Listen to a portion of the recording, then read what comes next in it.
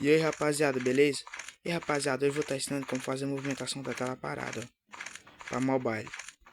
Como vocês estão vendo, é muito roubado.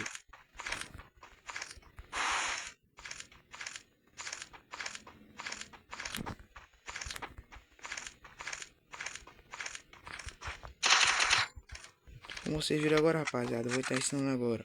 Vocês vão na aba de configurações, vão em controles, o botão modo coisa, vocês vão estar tocar.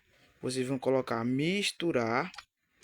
Vocês vão vir aqui, vocês vão misturar o botão de analógico correr ao mesmo tempo, assim, ó. Aí vão nas configurações de novo, vão em controles, desce lá embaixo, coloca o botão de tocar.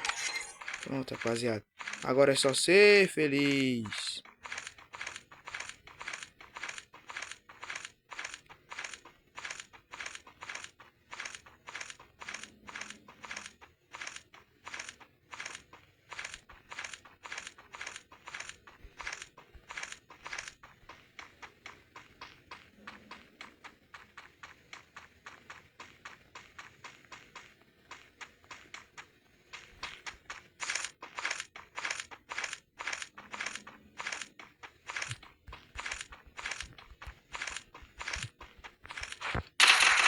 Valeu, rapaziada.